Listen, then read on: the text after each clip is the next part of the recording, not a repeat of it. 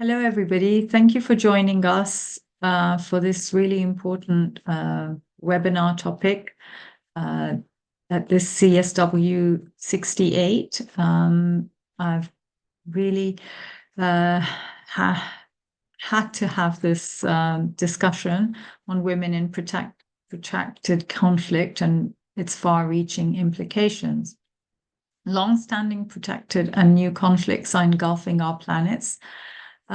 Today, we're going to hear from two experts, one covering the UN, hopefully, and one covering Europe, and see how that conflict and gender-based violence is affecting women.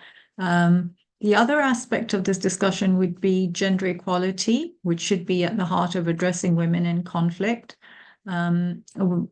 Mostly we feel, and working with NGOs and others, that women can't be sidelined in the peace negotiations anymore and should be in the center of building back. There is much need for women to be at the negotiating tables in post-conflict reconstruction and reconciliation. And as I wrote that, it was really interesting to see that today, Antonio Guterres has said that I have no doubt if we had gender parity at the decision-making levels around the world, we would not have the number of wars that we have today. So I think that's quite an imminent thing for him to say at this time. And with that, I would like to introduce our first speaker. I am waiting on the second speaker who was supposed to go first, but I will introduce Dr. Iris Lauracy, former president of Grevio at the Council of Europe, member of ECRI at the Council of Europe, and her intervention will be at strengthening the role of women in peace building. So, Dr. Lauracy, I'd like to invite you to speak now. Thank you. Thank you so much, Sadia. The pleasure is all mine. Actually, I was thinking because I'm leading a helpline in Albania, the country where I'm residing, and for so many years, the organization that I'm leading has been working a lot, not only on gender equality and violence against women and domestic violence, but also on fighting violent extremism and also radicalization. And we're running two services that are national services, and one is the helpline for women and girls, and the second one is the service for the perpetrators that deals also with gender transformative work with boys. And from our long experience of working with women, we have understood that it is very important to partner up with women in the communities, and especially with women who are often in the margins of society, but at the same time have credibility within the communities that we would work with. Generally speaking, I believe that as women CSOs, we have some abilities on knowing better how to work with women when they are victims, but when they are also perpetrators. And because we enjoy unmatched access to communities and have unique knowledge of relevant dynamics that are mainstream in the society. And moreover, I think that women CSOs, they do have legitimacy due to the independence from the government. They do have experience in working with marginalized sections of the society, but also because they have a genuine interest on directly promoting the community's well-being and safety. At the same time, we are aware that we're living in difficult and critical times where human rights, and especially women's rights, are under threat by religious extremist funders. And I would like to, that's the right slide, because if we go one slide further, I will show you that there is a report that is published from the European Parliamentary Forum that shows clearly that this funding is originating from the United States, from Russian Federation, and also from far-right extremists in Europe. The report have identified $700 million over a period of 9 years, from 2009 till 2018. And this annual anti-gender spending in Europe has increased by a factor of 4, starting from 22.2 million in 2009 to reach 96 million in 2018. I gave that as an example because this funding system is trying to roll back human rights in Europe and beyond. I think that everybody knows that when it comes to opposing women's rights, alliances between religious extremists seem to be close-knit and across all religious and geographical boundaries. Money flows to those who still claim to fight against the specter of the so-called gender ideology. And women as peace drivers is not a concern not only for women in Africa or Middle East, but I think is a global issue. And the fact that many women from Western countries joined the Islamic states proves that. If we can go to the other slide, please. In April 2019, UN Security Council Resolution 2467 became the first ever follow-up resolution to UN Security Council 1325 on women, peace, and security, which was not to be passed unanimously. Understanding these features of the international anti-gender movement and placing them within the wider context of increasing anti-democratic tendencies is critical to developing effective strategies to counter that. So I would like to go one step further because in Albania in 2018, we founded the Center for Security and Peace Albania with the goal of strengthening community resilience and also enabling social development. The aim was to promote peace and security through the implementation of supporting and rehabilitating programs, and by also building capacities of relevant professionals and institutions. But how can we make sure that women are not included in PCV work as tokens? Generally speaking, if we could go to the other slide, I don't think that this is possible because women already are at the table, but unfortunately with a very low percentage. So that's why I agree with the concern that women are not included in PCV work as tokens, and this requires a commitment to genuine gender equality and meaningful inclusion. There are many studies that analyze the impact of extremism in women, and because of that, we need to ensure that women are included as meaningful contributors, but also as beneficiaries, and this requires a deliberate and gender-sensitive approach. That's why I find it very important, the integration of a gender perspective throughout all the aspects of programs, policies, and also initiatives. And that's why donors should invest a lot in the capacity building of women's organizations by giving women's organizations access to funding, but also by giving them support.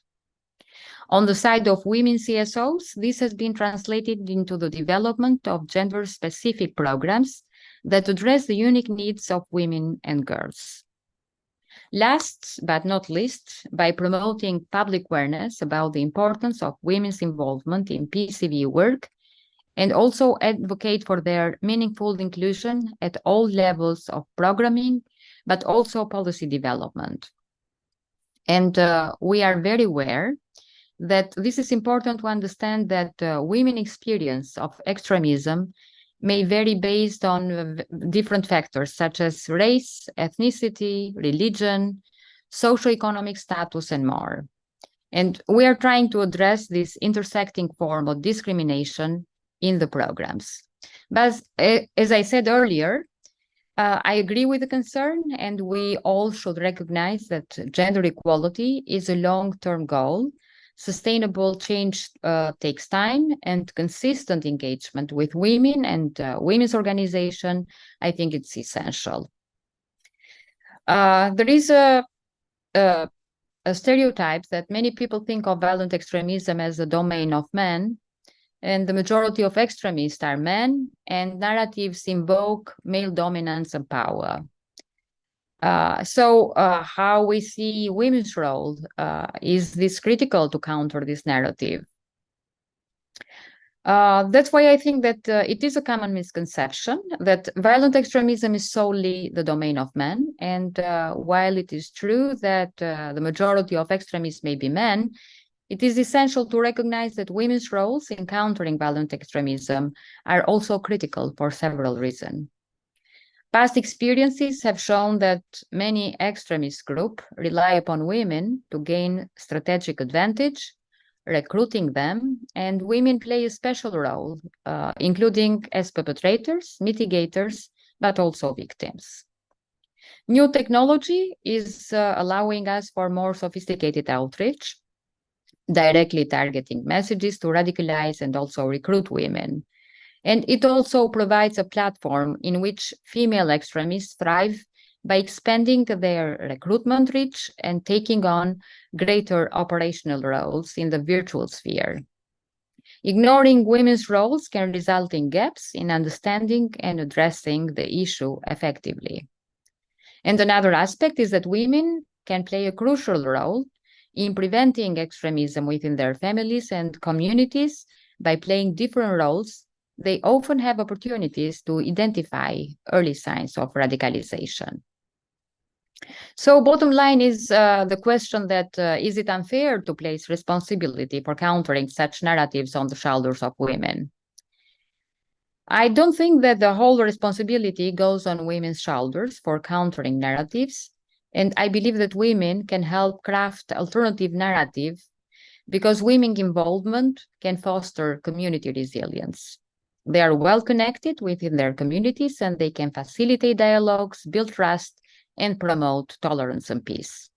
Bottom line is that by recognizing and valuing women's roles in countering violent extremism is not just about gender equality, but is also a pragmatist approach to creating more comprehensive and also effective strategies. This requires a multifaceted approach that takes into account the diverse factors, and women are essential agents in their efforts. This involvement also changes stereotypes, offers alternative perspectives, and also contributes to building more resilient and also peaceful communities. Last but not least, I would like to say that utilizing behavioral science allows for a deeper understanding of the underlying factors that contribute to that. And this knowledge can help identify potential triggers and also develop targeted intervention. Behavioral science, data, digital technologies enable the development of personalized intervention that address the specific needs and vulnerabilities of individuals. We are all aware that the internet has become handy and reachable, and the greater access is available that goes parallel with the increased risk of violence.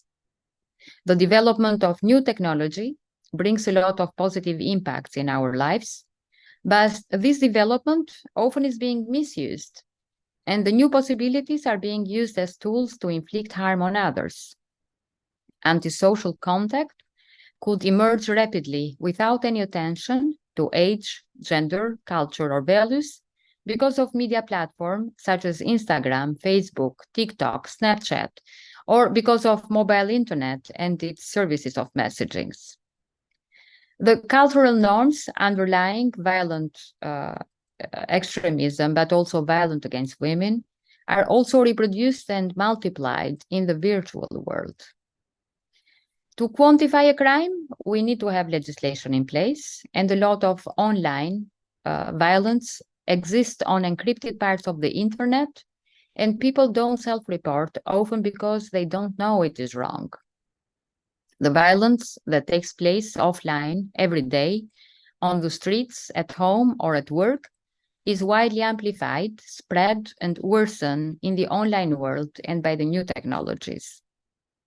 The nature and the extent of the problems reveals that much more needs to be done to address it by preventing it from happening and by holding the responsible people accountable. What it is challenging about the online violence and the hate speech online is that many groups treat it as a separate thing. In fact, it is the same thing, just the perpetrator in this case uses different tools, but we also have to keep in mind that the outreach of the violence is greater. For the police, for example, it is easier to investigate evidence that come as online evidence, but the problem is that many police officers lack adequate training on technology, and they don't understand the big impact of what is happening online. The same goes for the law enforcement, like prosecutors and law enforcement officers, because they also need to be trained all around to understand and use technology, because they need to firstly use technology themselves in order to understand it. So if violence is happening online, then there is always proof, and there is always a digital trail of that violence. On the other hand, collecting and analyzing personal data to track conflict trends and sentiments raises privacy concerns. Safeguarding individuals' privacy rights and ensuring data protection should be a priority, and employing these approaches may have unintended consequences, such as amplifying ideologies or creating a chilling effect on freedom of expression. Ultimately, a comprehensive and balanced approach is essential to effectively prevent violence while respecting individual rights and also promoting inclusive societies. Balancing the need to prevent violence with the protection of the freedom of expression, I think, is critical. Censorship should be approached cautiously to avoid stifling legitimate dissent. Prevention is the key, and it should be a continuous effort, but there is a need to consider the long-term effects of intervention on communities, ensuring that preventive measures do not stigmatize or marginalize specific groups. That's why in 2021, Grevio came up with the first recommendation on digital dimension of violence against women and domestic violence, that I tried to summarize it at the end of my presentation. And when it comes to in the area of prevention, I just need to stress that education and the training of professionals is crucial. This means enhancing digital literacy within our society. This means also providing mandatory and continuous capacity building to all the relevant professionals in law enforcement, judiciary, asylum system, and education. And this means also developing awareness-raising campaigns targeting women and men, girls and boys on violence. Last but not least, media has an undeniable role in shaping public perception on violent extremism in society, and we should not forget to address the roles of one of the main non-state actors in the area, which are internet intermediaries, such as ISPs, search engines, and social media platforms. I believe that states usually should encourage these actors to establish mechanisms to provide robust moderation of the content that goes against the principles of the human rights through removal of account or content. More often than not, violence in the digital sphere has an international character.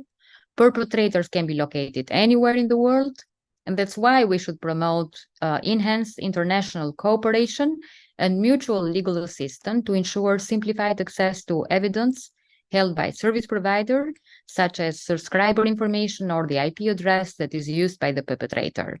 As well, we should encourage the responsibility of the ICT sector by adhering to strict standards in content moderation and by also working collaboratively with law enforcement forces.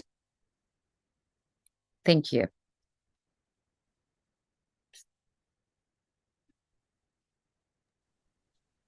Thank you, Iris. That was a detailed look into violence against women and conflict and peace building. We've worked before on the online aspect of violence against women and the sort of internet links into that. So it's really interesting how can one be looking at these and creating some form of framework in order to validate what's happening with the already established laws to convert them online. So with that technology in mind, I wanted to raise the awareness of this tracker that has come up by the Georgetown Institute for Women, Peace and Security. And it is their findings that they say that women have about 500 million women live virtually about 20 odd kilometers next to a conflict, if I've got my facts right. So I'm going to post that tracker there and see what happens with one moment. Yeah, with women and conflict. But there is a different spirit when women come on board as peacemakers, as you've said, and as resilient and reconstruction building. We've also seen the reports of UN women who have said that, post-conflict, and this one's in particular talking about the Gaza conflict, that, women should be at the center of reconstructing how to build back better. So that's another aspect of that. And a little bit I wanted to ask you about when you talk about, Grevio's work and looking at, hold on, where is it? Where's that statistics? Actually, I was completely wrong because it says that data indicates that approximately 600 million women live within 50 kilometers of armed conflict. And that was done in 2022. So that's double the level of the 90s. So, conflict is increasing worldwide. So yes, the role of Grevio in extending women in peace building, in the peace building and reconciliatory process. First, I just wanted to say that the Istanbul Convention, it is open for ratification not only from the countries of Europe, and this is a very important information that it's always good to be shared with the participants, because every country can sign and ratify the convention.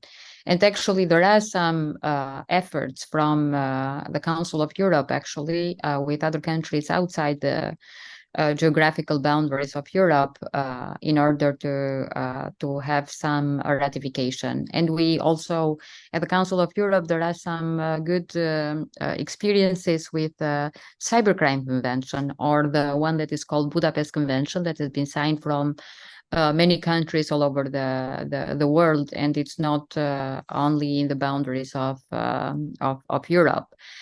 So that's why when it came for the online violence, and especially for the technology facilitated violence, we couldn't ignore the fact that as the internet use grows, so does violence against women and girls, and the increasing need to address all the forms of online and tech facilitated violence against women became even clearer in the past years, especially after the pandemic, because unsolicited pornographic videos were displayed during online social events.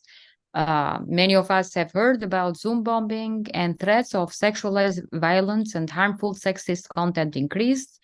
I remember in France, doxing-related sexual abuse has multiplied during the COVID-19 lockdown, with the production of new type of Snapchats or Telegram accounts that were posting young women, sometimes underage, nudes revealing both their identity and also contact information, directing mobs of sexual abusers at them in their local community. And many studies in the field also clearly showed that marginalized groups, usually they are at the center of those frequently attacked, and they experienced various forms of digital violence, ranging from insults and defamations onto the disclosure of their personal data, such as their private address. And Women and girls are not only the largest, but also one of the most affected groups. And digital violence against women is common practice on the internet, especially on social networks. And at the outset, it is important to highlight that the online violence is only a continuum of the offline violence against women and girls, be it in the peace times or be it in the conflict times. It is the same, and women and girls are the most affected ones. So the physical, sexual, and psychological violence that takes place offline every day on the streets, at home, or at work is widely amplified, spread, and worsened in the online world, and also by new technologies. And we know that the root causes are always the same: gender inequality, harmful gender stereotypes, in particular stereotypes around male and female sexuality, misogyny, and also this notion of women's inferiority to men. And when we talk about conflict times, this comes up much stronger. There is a lot of stereotype about the notion of women's inferiority to men. There is a lot of misogyny, and there is a lot of sexual violence. I don't know if I responded to your question, Sadia. No, you did. And I think we did discuss the aspect of new technologies, being able to not only locate women, unfortunately, but also, and that in a sense can be a bit worrying. I don't know why we don't have technology that works with us and not against us. And then the doxing aspect of, reshaping and creating different kind of scenarios. I mean, we just had that issue with Taylor Swift, the deep fake of hers that went around, which was really troubling because it was so real. And moving forward with deep fake, I just see that it's going to be another tool to perhaps manipulate women, or at least sort of affect them in not a positive way. So that's one thing. And then going back to the Istanbul Convention, that's very important, because the Istanbul Convention is the treaty in all of this that we can uphold and have on board as a template for many of the ways on how we can be resilient. And that template is already been worked out. It's created, and it just needs more implementation and more signatories to come on board and actually uphold it, and then apply that convention in terms of law to other aspects of peace building and conflict too, as well as in other areas, because it gives a generic. So yes. Lois, would you like to say anything here?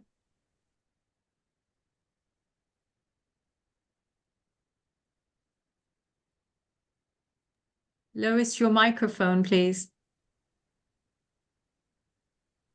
I shouldn't whisper. So I'm telling you about a panel that we did called Women in Forgotten Wars. And I think even now we see headlines of the more violent or the more serious conflicts and wars, examples of Ukraine and the Middle East. But there are also many conflicts that don't make the headlines, that don't attract perhaps the power people or money. Several parts of the world are still submerged in what can be described as forgotten wars.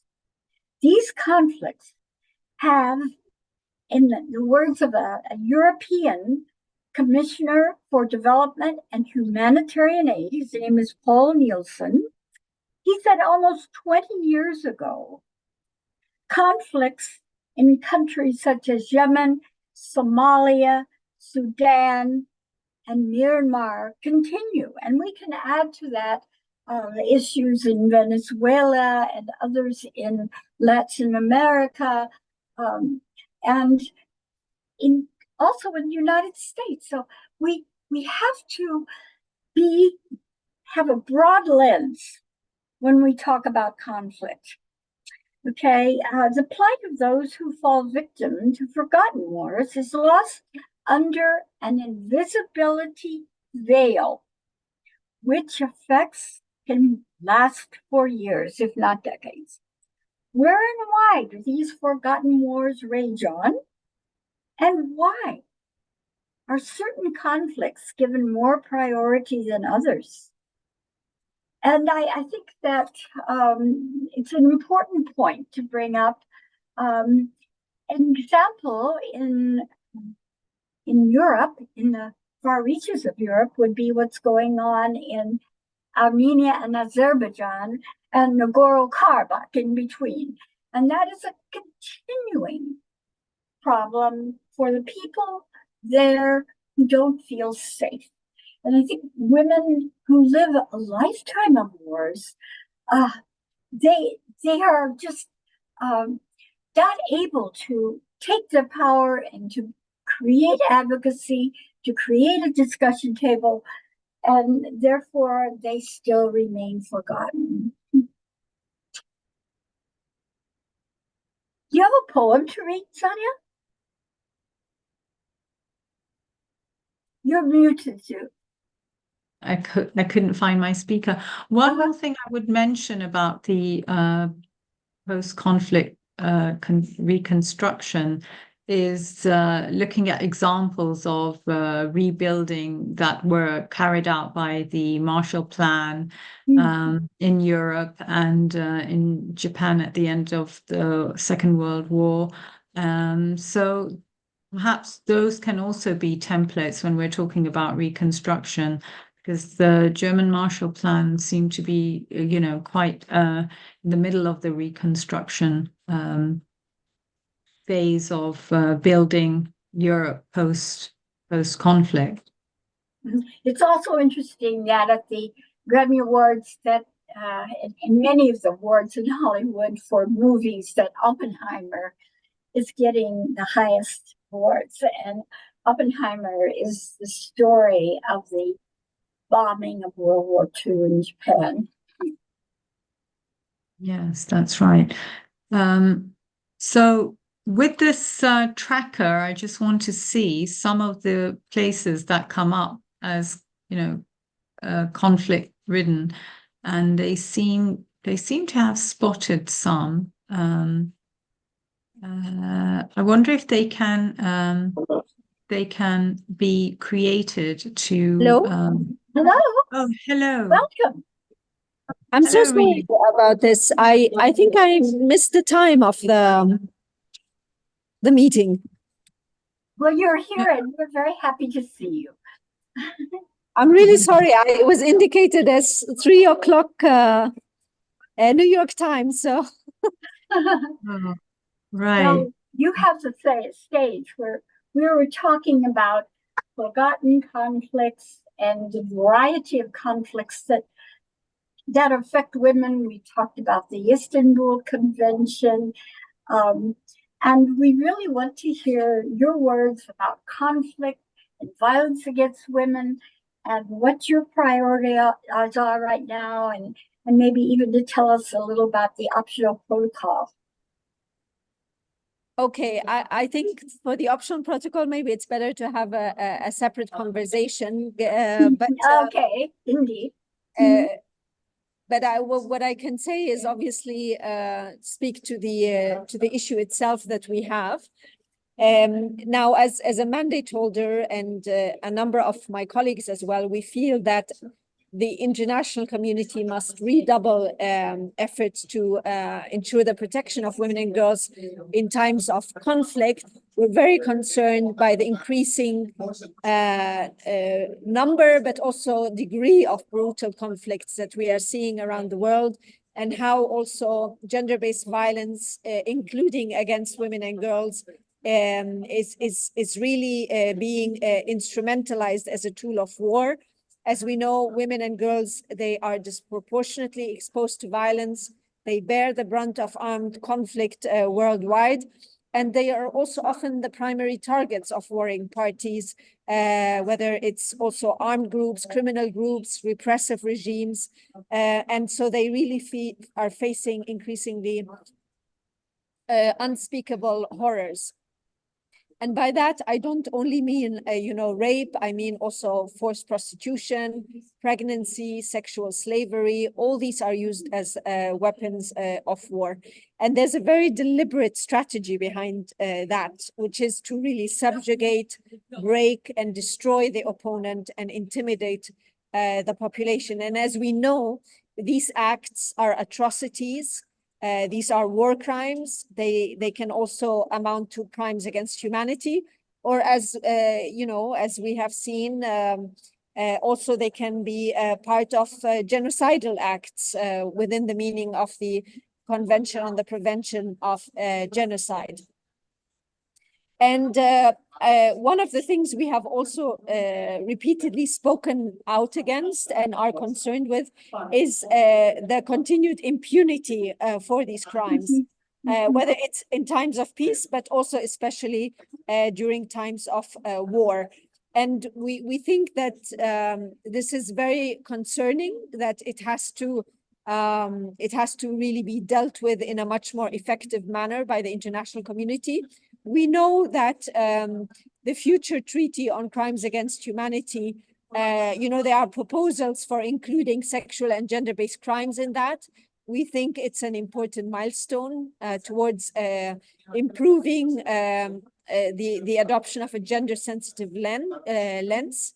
And we think that including sexual and gender-based crimes would also improve the accountability of state and non-state actors, and also push towards better prevention in the future. So I think that is a good thing.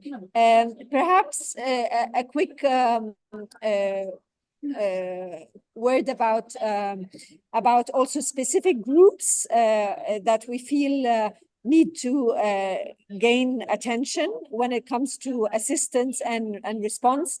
And that is actually also women and girls fleeing gender-based violence and persecution. So when they, for example, cross international borders, they have to have access to gender-sensitive asylum procedures. They have to have access to international protection mechanism. And their gender-related claims have to be recognized, including, as was stipulated by the Istanbul Convention. And I'm sure Dr. Warasi spoke at length about that. So they have to find safe refuge, and they have to have their rights in the country of transit and country of arrival also protected. And another group that I think we also need to pay particular attention to is women that are not citizens of the countries in which they are. So they have to also have equal access to national measures for assisting and protecting victims of violence, because what we see in many countries is that they are excluded from getting assistance and support. They don't benefit from the same outreach mechanisms. They don't benefit from, let's say, translation. They don't have the same access to information on where they can get help. And so they end up falling behind, they end up falling through the cracks, and therefore end up also becoming more and more victims of exploitation and abuse webs. So that is really problematic. So I'll stop here maybe. Yeah, and I'm happy to answer any questions. Hi, welcome, Reem. We were previously discussing, before you were able to join us, some of the things in reconciliation. So I just talked a bit about the German Marshall Plan, yeah. And we already spoke about the Istanbul Convention. So we're quite also interested to know a little bit about the optional protocol to CEDAW and how that would perhaps manifest itself, and how could it be used to effectively perhaps not just reduce violence against women, but extend this protocol further, please. Well, look, so it's really early days in a sense that we have now a core group of states, 4 states, that are interested in wanting to take this process forward of having an optional protocol to the CEDAW Convention to deal specifically with violence against women and girls. These 4 countries are the DRC, Liberia, Antigua and Barbuda, and Costa Rica. As you know, Sadia and Iris, I mean, the idea of an optional protocol to CEDAW is not new. It was there in different iterations. In the past, there were discussions around also a standalone treaty on violence against women. Together with 3 of my 4 predecessors, so 3 former rapporteurs, we feel that the best formula for having a dedicated treaty on violence against women and girls would be for it to be an optional protocol to CEDAW in order to ensure that at least the minimum standards provided for in the CEDAW Convention on ending discrimination against women and girls would be maintained, yeah? As we know, violence against women and girls is the worst form of discrimination. So it will always be that reference point, right? And the other issue is that it also makes it very clear that, let's say, if states want to think about it, if states are not sure, if states don't ratify it, they're still bound by CEDAW, right? I mean, you know, we may not advance standards beyond CEDAW, but we're not going to fall behind CEDAW.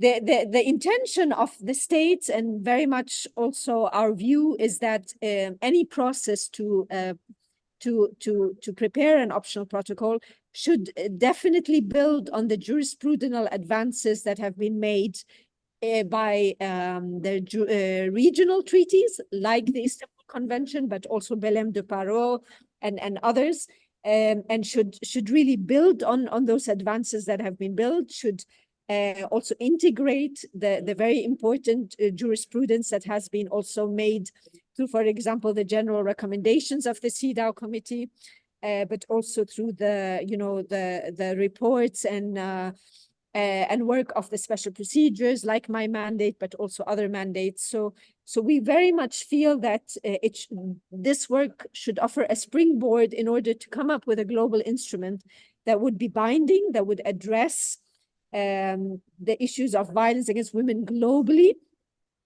and that would also speak to the emerging forms of violence against women that we are seeing today. Yeah, and there are plenty. So that's the idea. Of course, we are under no illusion that this is a long-term process. You know, anyone involved in negotiating treaties or protocols will tell you, as Costa Rica has told us, that this can take several years, 5 to 6 years. And that, of course, it is very much the intention to center the voices of civil society, to definitely ensure the participation of women's organizations, feminist organizations. And the devil is in the details, Sadia. You know, we don't have a blueprint for how this is going to work.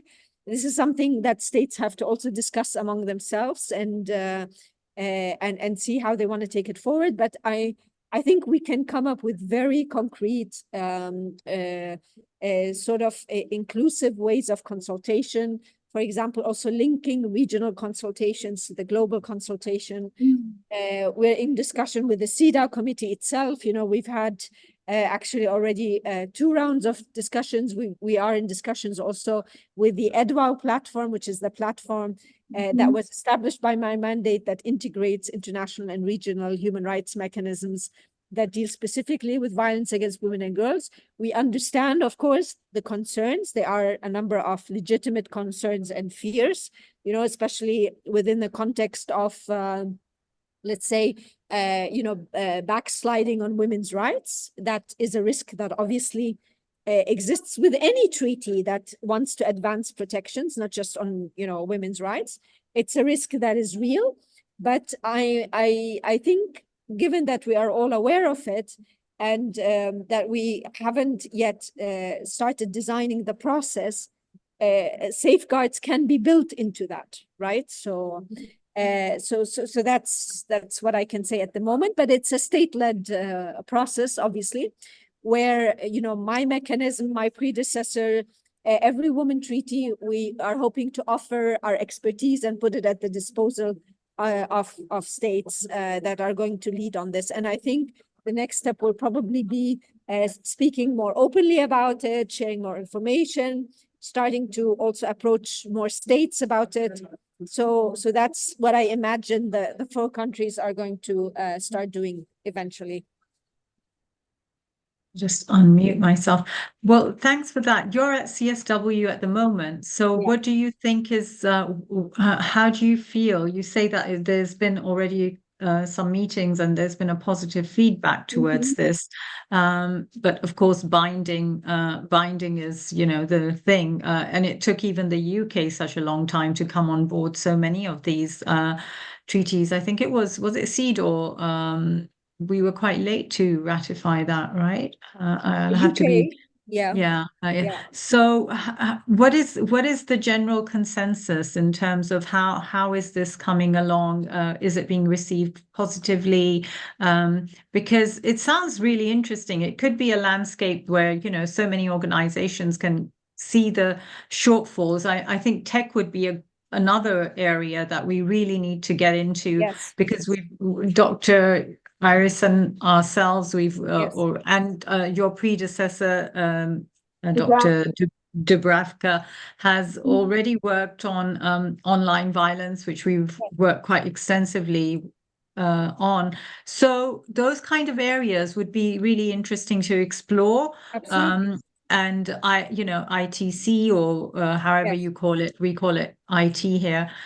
Those areas which are up and coming, which are, you know, I already spoke about deep fake, how that is impacting more women. So bringing in tech to perhaps assist women. We had someone yesterday speaking about tech assisting disabled women, but I always feel like tech comes in and then tech comes into, and it becomes a tool that manipulates women. I mean, we previously also talked about the conflict tracker that Georgetown University has just launched, which is also an interesting use of technology. So yeah, and how hopeful are you? How are we going to, you know, what are the next steps? Will you keep us updated? Because it sounds early really days, excited. as I said. Yeah, but it's very early days, right? I mean, we have just managed in the last few months to have a core group of friends that said we want to take this forward. We have just managed to kind of come to a consensus among a critical mass of special rapporteurs on violence against women, which I think is significant. We hope that our remaining colleague, Radhika, perhaps will eventually also join these efforts. But it's really, really early days. And as I said, it's states that are leading, and we have to see with them what the next steps are. But yeah, so I can't say more than what I already said, except also to say that technology facilitated violence will definitely be an issue that any global treaty will have to come to terms with. As Iris knows, this is something that we all worked on, regional and international mechanisms under her leadership also, when she chaired the EDWAO platform, you know, Grevio, and Iris focused very much on that. And we all had something to say about that. And we all have worked on it, because obviously it's a front line, right? And a platform of immense violence and harm, but also opportunity, because of course it connects women and women organizations and increases knowledge and access to education if they have access, you know, and if they can be safe. So we'll keep you posted. That's what I can. Go ahead, Lois. Okay. Yes, Special Rapporteur Admiral Herman with One Ren and Sadia. We have followed your work carefully and just want to compliment you on addressing issues that were not confronted much in the past. And we stand by your side on many of those that you've made statements or your reports coming up. Do you happen to know when you'll report in June? Do you know the date?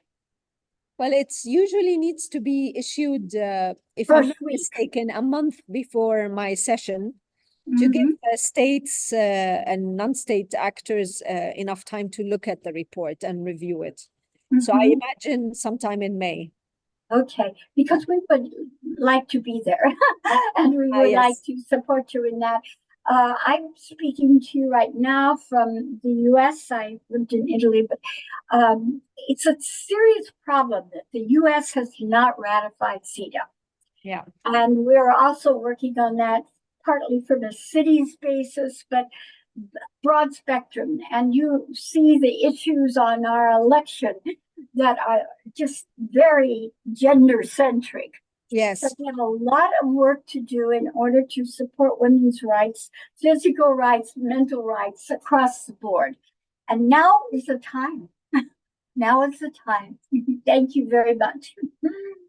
Thank you so much for your support. And if there's anything I can do also on the US front, as you know, the mandate has continues to engage on various issues relating to the US, whether it's, Title IX or sexual and reproductive health or, other forms of violence against women in the US. I'm happy to support your efforts.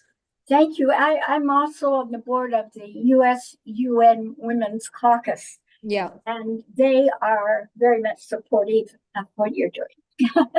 Thank you, Lois. And in fact, you just reminded me that I have 2 years ago asked to conduct an official visit to the US, but I've not so far received any response from the US government. And I continue to remain very interested in visiting the US. I will see that message goes across. Yes, if there's anything that you can do or. All right. Well, we had you here in the UK. They were very welcoming and provided you with some civil society networks, didn't they? Yes, and in fact, Gravy also was in the UK, so we followed each other, and it was a very good visit, and I was very well received by everyone. So hopefully it can make a difference, the report.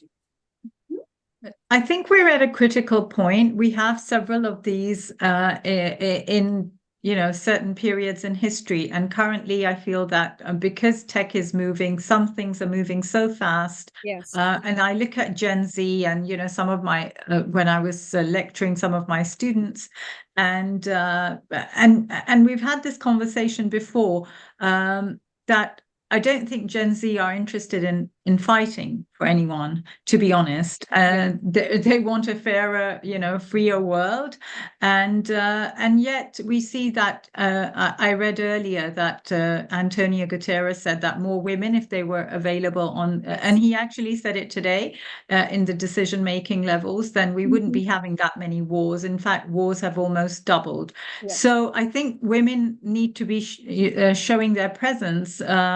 But also, I think that the world is really, we're in a flux where you have old kind of hierarchies, especially with military associations that are, perpetuating the standardized wars, and yet we have a level which is moving in such a fast direction, which actually some of the organizations are trying to manipulate to enhance gender violence. So yes, so yeah, and I would add to that also the commercialization of women's sexuality and reproductive functions. That's moving at an incredibly fast speed, and I don't think any of us has really properly addressed that. That's something I intend to do. Absolutely. Once I finished my report on prostitution, but there's multiple fronts, multiple concerning things that are being pushed out at a very fast speed, and that we are not on top of. And we just actually finished a meeting with the Secretary General, the EDWA platform, and he was very clear, that the patriarchy is fierce, but that he is committed to not letting it pass. basically. Good. That's good.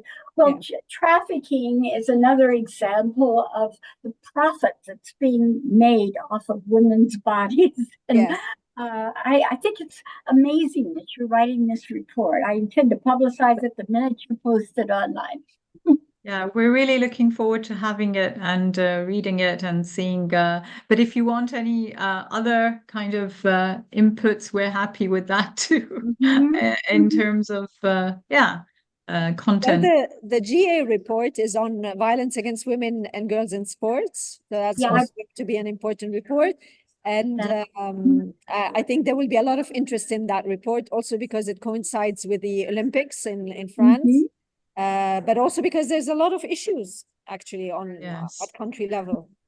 Yeah, there was a lot of Go ahead, Lois. Oh, there was a lot of attention over women and soccer, and headlines, and then all of a sudden, I every day look all around the world for good articles on that, and there aren't as many as there should be. Although I'm seeing in the South Asia, Australia, and New Zealand some effort on that too.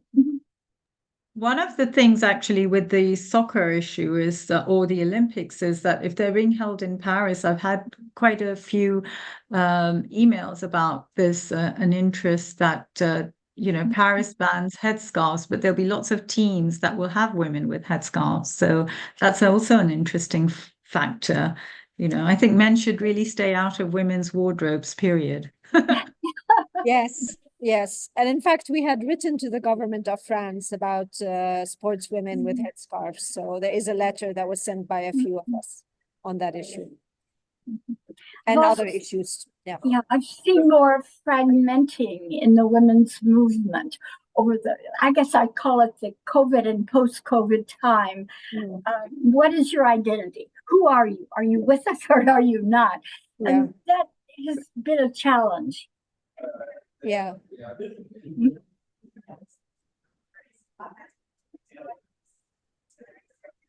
Sadia, do you have any more questions? I would just make another comment. There's a program based in Austria working with mothers, particularly single mothers. And they had said that when the crimes broke out in Brussels, that there was a certain area where the young men who were involved were raised by single mothers. And, I know they have the mother schools and they worked on that, Ada Schaffler, but it isn't fair to pinpoint single mothers who have so many challenges to meet. And so we can't always say that the crimes and the kind of fomenting of male anger starts with single mothers. Yeah, absolutely. When I presented my report at the Human Rights Council on child custody issues and violence against women and girls, I did mention to the council that one group of women we never really talk about, and the council doesn't engage on and should more robustly, is mothers. I mean, if we really talk about a proper intersectional approach, we should really also address their issues. And I think as we come to Beijing +30 review next year, obviously not just mothers, but that is an area we should really engage on. And collectively, the mechanisms, treaty bodies, but also yourselves, we should really feed into this review, which hopefully will center again the needs of women and girls. Well, also the climate issue, women are repeatedly the largest number of victims in climate problems such as volcanoes and tsunami. And an interesting project developed in, I think it was in Fiji, where they had women on a telephone line that when there was a warning of a disaster from climate, from weather, that they would tell each other on all these islands, and it would be a time for preparation driven by women. Yes, and that came also very clearly out in the preparation for my report on climate change, environmental degradation, violence against women and girls. It was very clear the contribution and role that women and women organizations and frontline civil society organizations play in early warnings, but also in organizing the response and making sure it's tailored to the needs of the most vulnerable, in not leaving women behind. So yeah, and of course the fact that they're not really included so far, at the time at least, they were also not really included in decision making on how to respond to this. Excellent. Well, we are so grateful to you because we know how busy you are. We've been at CSW many times and the HRC, and what we hope to do is provide accuracy, very fast news that is gender focused, so women have information, because information is power. Absolutely, yes. And again, my apologies for being late. I'm so glad you're here. Sadia and I are really grateful to you taking the time, and we are behind you with all our support. Thank you so much. And Iris, Thank it's you. lovely to see you again. And thank you, Iris, also. Thank you so much for your It time, was, both of you. Yeah, it I was had- very lovely to see you, Rim, and yeah, I missed you actually. I missed you too. So yeah, I'm unfortunately I have to leave, but I just wanted to thank all the organizers and you, Rim, especially for the information that have been sharing, and yeah, I really hope that we will see each other very soon. I hope so too. Have a good Hey. So, You're from Jordan, that is correct? Yes. It's interesting the strategy that Jordan has taken in Gaza. I'm sorry? It's interesting that Jordan was one of the first to drop humanitarian aid in Gaza. Yes, yes. I mean, obviously it's really far from adequate, and it's in fact, as the Palestinians in Gaza have said, quite humiliating and dangerous and unnecessary if you consider that it's possible to open the borders and let all these hundreds of trucks enter Gaza in in the way they should. So, but at the same time, as you know, Jordan has a huge refugee population from Palestine. The two peoples are very intertwined. You have many Jordanians of Palestinian origin. So Jordan has had a long-standing engagement on this. I mean, it cannot afford, in addition to the situation on the ground, which speaks for itself, even if it is, not a neighboring situation, even if it was somewhere else, the scale of the violence and suffering and atrocities that are being committed, I think makes it impossible really for any country to remain on the sidelines and not to think how it can do something. So I'm actually, yeah, I'm grateful that something has been tried, although really it's not what should be happening. We have much more efficient and solutions that are readily available. We're living in very violent times. And I think that it's also an opportunity, as you have said, for us to take new leadership or new engagement or to push for policies that are more human rights based. Yeah. And so we will try. We will persevere, right, Sadia? Yeah, it's a sad note actually, because I remember growing up in Beirut, and I went to a few refugee camps where my mother was also working with some of the UNICEF partners there, and they weren't. I mean, the Palestinians there were in refugee camps Yeah. for several decades. And, I remember visiting at one point, and there were some children, and we'd taken some toys like geography sets. And they said, one of the girls said she didn't want that. She wanted to be a doctor. Yeah. And that kind of still touches me. And yeah, I mean, it's so sad that it continues 4 decades later. Yeah. Yeah. So No, absolutely. It's ladies, I need to yes, excuse we have to myself go. because I have Thank you. another Thank meeting. you for your Yes. time. Yeah, Thank you. thank you so Thank you much. so I much. appreciate it. We will keep in touch. Absolutely. Take care. Bye-bye. Bye-bye.